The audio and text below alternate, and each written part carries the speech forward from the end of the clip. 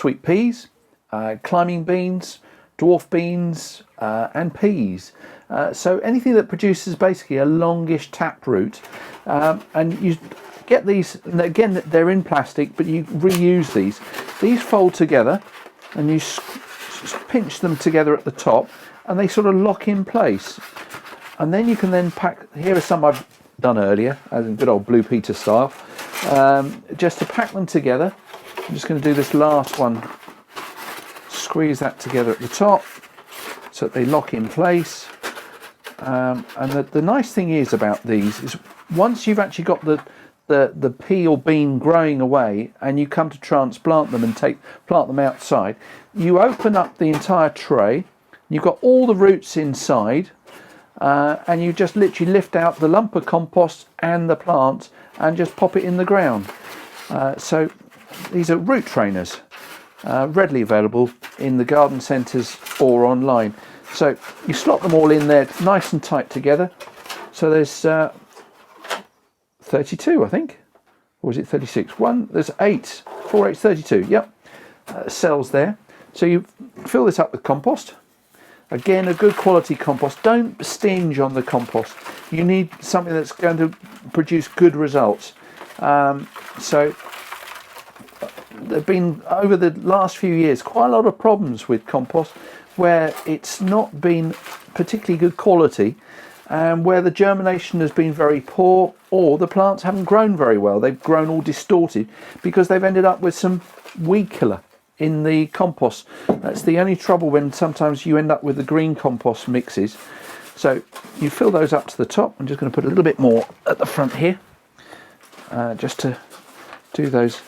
And it's great fun growing lots of different varieties of beans as well. I know a lot of you will grow just runner beans, but I like the climbing French beans or ballottis. I find them a bit more tasty, to be honest. And you get some amazing colours with the seeds. Lovely sort of rusty browns. You can get some which are like this one from Penard Plants, a very, very old variety. It's the pea bean, and this dates back to 1597. And look at the colour of those. They're white and purple. You can get them in white colours. This is a Marvel of Venice. This is one of my favourites. And that's a white podded pea. The actual beans themselves are yellow. So it gives you a little bit of colour contrast. You get different colours of flower. The bees absolutely love them as well. I'm going to sow some Belotti, and this is a variety from Frenchy seeds called Belotto Lamont. And again, lovely coloured seed. And that's the size of them.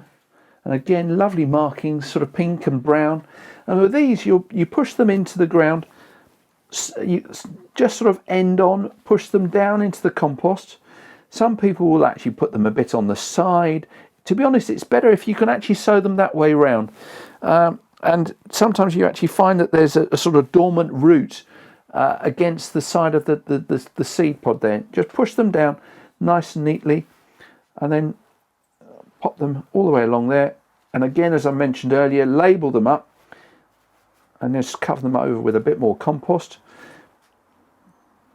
And that is, I'm just going to do those few there, and that will give you a great crop.